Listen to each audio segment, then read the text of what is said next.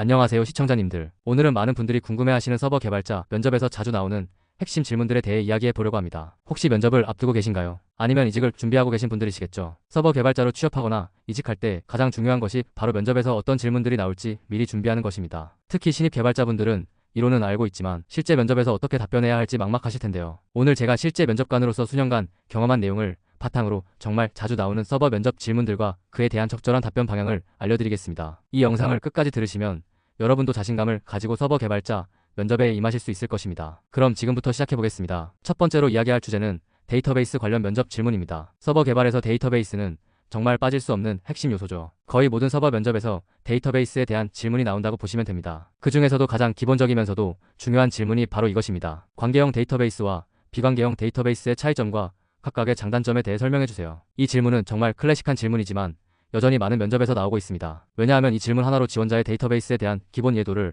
파악할 수 있기 때문입니다. 먼저 관계형 데이터베이스에 대해 설명드리면 MySQL, PostgreSQL, 오러클 같은 데이터베이스들이 대표적입니다. 이들은 테이블 간의 관계를 정의하고 SQL이라는 표준화된 질의 언어를 사용합니다. ACID 특성을 보장하여 데이터의 일관성과 무결성을 중요시하죠. 반면 비관계형 데이터베이스인 NoSQL은 MongoDB, RDIS, 커센드러 같은 데이터베이스들이 있습니다. 스키마가 유연하고 대용량 데이터 처리에 특화되어 있으며 수평적 확장이 용이합니다. 여기서 중요한 것은 단순히 차이점만 나열하는 것이 아니라 실제 프로젝트 경험과 연결해서 답변하는 것입니다. 예를 들어 전자상거래 사이트를 만들 때 주문 정보나 결제 정보처럼 정확성이 중요한 데이터는 MySQL 같은 관계형 데이터베이스를 선택했고, 사용자 로그나 세션 정보처럼 빠른 읽기 쓰기가 필요한 데이터는 RDIS를 사용했다고 구체적으로 설명하면 좋습니다. 이런 식으로 답변하시면 면접관들이 여러분이 단순히 이론만 아는 것이 아니라 실제로 적절한 기술 선택을 할 수 있는 능력이 있다고 판단하게 됩니다. 그런 경험 있으십니까? 데이터베이스 선택에 대해 고민해 본 적이 있으실 텐데요. 그런 고민 자체가 이미 여러분의 실력을 보여주는 것입니다. 다음으로 데이터베이스와 관련해서 자주 나오는 또 다른 질문이 있습니다. 인덱스에 대해 설명하고 언제 사용해야 하는지, 그리고 단점은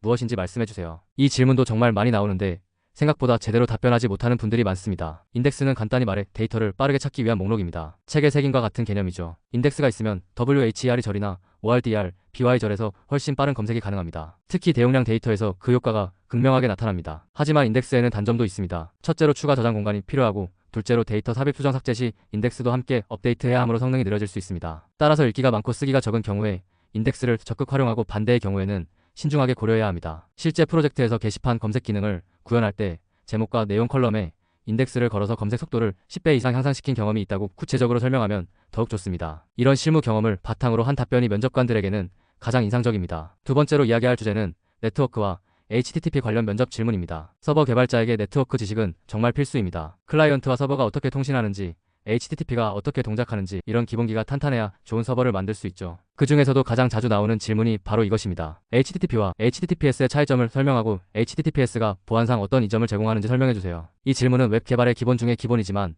여전히 중요합니다. HTTP는 하이퍼텍스트 트랜스퍼 프로토콜의 줄임말로 웹에서 데이터를 주고받기 위한 프로토콜입니다. 하지만 HTTP는 데이터를 평문으로 전송하기 때문에 중간에 누군가가 가로챌 수 있다는 보안상의 문제가 있습니다. HTTPS는 HTTP에 SSL 또는 TLS라는 보안 계층을 추가한 것입니다. 데이터를 암호화해서 전송함으로 중간에 가로채더라도 내용을 알 수 없습니다. 또한 서버의 신원을 인증서로 확인할 수 있어 피싱 사이트로부터 보호받을 수 있습니다. 여기서 더 나아가 실제 프로젝트에서 HTTPS를 적용한 경험을 이야기하면 좋습니다. 레치 엔크립트를 사용해서 무료 SSL 인증서를 적용했다거나 AWS 서티피컨 매너저를 통해 SSL을 설정한 경험 같은 것들 말입니다. 그리고 HTTPS 적용 후 SEO 점수가 향상되고 사용자들의 신뢰도가 높아진 결과까지 언급하면 더욱 완벽한 답변이 됩니다. 정말 그렇지 않습니까? 요즘은 HTTPS가 거의 필수가 되었죠. 다음으로 네트워크 관련해서 또 다른 중요한 질문이 있습니다. REST API와 RESTful API의 차이점과 REST의 6가지 제약 조건에 대해 설명해주세요. 이 질문도 서버 개발자 면접에서 정말 자주 나옵니다. 왜냐하면 요즘 대부분의 웹 서비스가 REST API 방식으로 설계되기 때문입니다. REST는 Representational State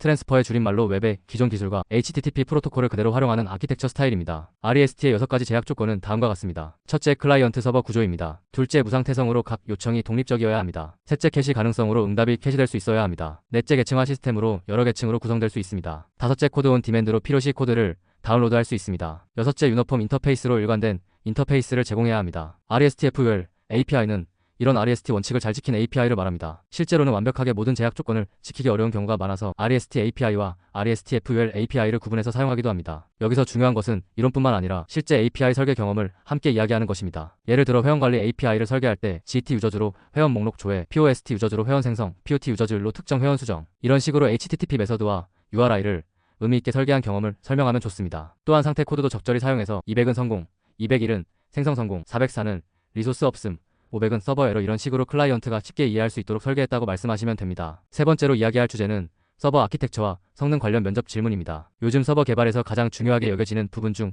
하나가 바로 확장성과 성능입니다. 사용자가 많아지면서 서버가 감당해야 할 트래픽도 계속 늘어나고 있죠. 그래서 면접에서도 이런 부분에 대한 질문이 자주 나옵니다. 그 중에서도 정말 많이 나오는 질문이 바로 이것입니다. 마이크로 서비스와 모놀리식 아키텍처의 차이점과 각각의 장단점에 대해 설명해주세요. 이 질문은 최근 몇 년 사이에 정말 자주 나오고 있습니다. 왜냐하면 많은 회사들이 기존의 모놀리식 시스템을 마이크로 서비스로 전환하거나 처음부터 마이크로 서비스로 설계하는 경우가 늘어나고 있기 때문입니다. 모놀리식 아키텍처는 하나의 큰 애플리케이션으로 모든 기능이 통합되어 있는 구조입니다. 개발이 단순하고 배포가 쉬우며 트랜잭션 관리가 간단합니다. 하지만 규모가 커질수록 코드 관리가 어려워지고 부분 수정을 위해서도 전체를 재배포해야 하며 특정 부분에 장애가 발생하면 전체 시스템이 영향을 받을 수 있습니다. 반면 마이크로 서비스는 기능별로 독립적인 서비스로 분리한 구조입니다. 각 서비스를 독립적으로 개발하고 배포할 수 있으며 특정 서비스에 장애가 발생해도 다른 서비스는 정상 동작할 수 있습니다. 또한 기술 스택을 서비스별로 다르게 선택할 수 있는 유연성도 있습니다. 하지만 서비스 간 통신의 복잡성이 증가하고 분산 시스템의 복잡성을 관리해야 하며 데이터 일관성 유지가 어려울 수 있습니다. 여기서 중요한 것은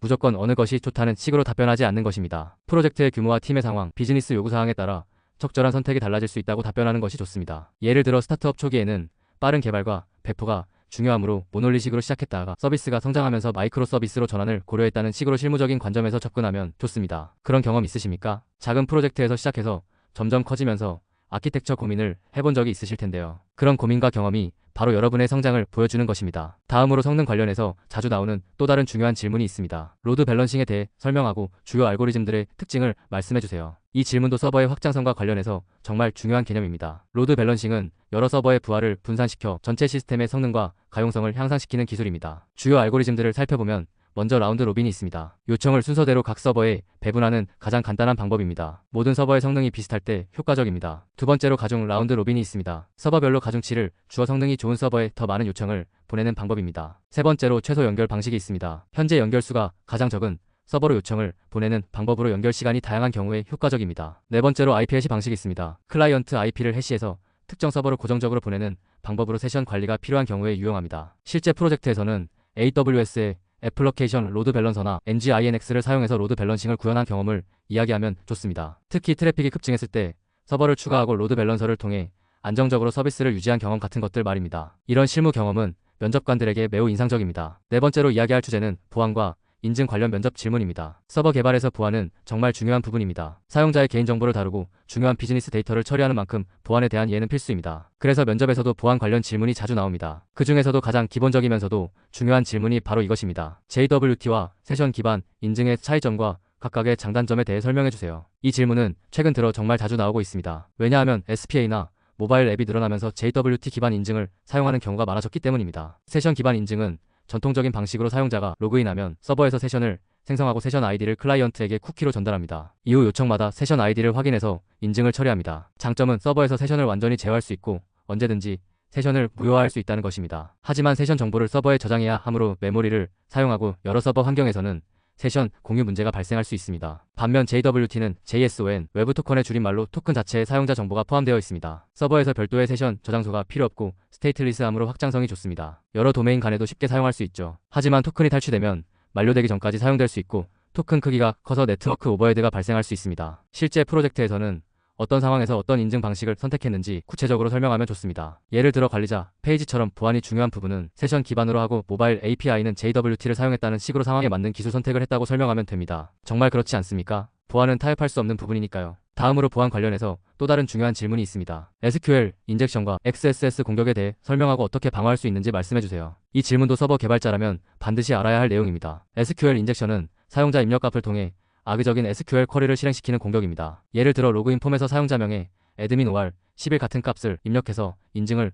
우회하려는 시도 같은 것들입니다. 방어 방법으로는 첫째 준비된 문장인 prepared statement를 사용하는 것입니다. 둘째 사용자 입력값을 검증하고 특수문자를 이스케이프 처리하는 것입니다. 셋째, 데이터베이스 권한을 최소화하는 것입니다. XSS는 크로스-사이트 SCRIPTING의 줄임말로 악의적인 스크립트를 웹페이지에 삽입해서 다른 사용자들에게 실행시키는 공격입니다. 사용자의 쿠키나 세션 정보를 탈취하거나 악의적인 행동을 유도할 수 있습니다. 방어 방법으로는 첫째, 모든 사용자 입력값을 HTML 인코딩하는 것입니다. 둘째, 컨텐트 시큐리티 팔러시를 설정하는 것입니다. 셋째, HTTPONLY 쿠키를 사용해서 자바스크립트에서 접근하지 못하도록 하는 것입니다. 실제 프로젝트에서 이런 보안 취약점을 어떻게 점검하고 해결했는지 구체적인 경험을 이야기하면 더욱 좋습니다. 예를 들어 OWASP-GAP 같은 도구를 사용해서 취약점 점검을 했다거나 코드 리뷰 과정에서 보안 이슈를 찾아서 수정한 경험 같은 것들 말입니다. 지금까지 서버 개발자 면접에서 자주 나오는 핵심 질문들에 대해 알아보았습니다. 데이터베이스 관련 질문에서는 관계형과 비관계형 데이터베이스의 차이점과 인덱스의 활용에 대해 다뤘습니다. 네트워크와 HTTP 관련 질문에서는 HTTPS의 중요성과 REST API 설계 원칙에 대해 살펴봤습니다. 서버 아키텍처와 성능 관련 질문에서는 마이크로 서비스와 로드 밸런싱에 대해 알아봤습니다. 마지막으로 보안과 인증 관련 질문에서는 JWT 인증과 주요 보안 취약점 방어법에 대해 다뤘습니다. 중요한 것은 단순히 이론만 암기하는 것이 아니라 실제 프로젝트 경험과 연결해서 답변하는 것입니다. 면접관들은 여러분이 실무에서 어떻게 적용할 수 있는지를 보고 싶어 합니다. 그리고 모든 질문에 완벽한 답변을 할 필요는 없습니다. 모르는 부분은 솔직하게 모른다고 하고 대신 어떻게 학습하고 해결해 나갈 것인지를 보여주는 것도 좋은 인상을 줄 수 있습니다. 오늘 다룬 내용들이 여러분의 면접 준비에 도움이 되었으면 좋겠습니다. 서버 개발자로서의 여러분의 꿈을 응원합니다. 이 영상이 도움이 되셨다면 좋아요 버튼을 눌러주시고 댓글로 어떤 면접 질문이 가장 어려웠는지 또는 추가로 알고 싶은 면접 질문이 있다면 남겨주세요. 여러분의 성공적인 면접을 기원하며 오늘 영상은 여기서 마치겠습니다. 감사합니다.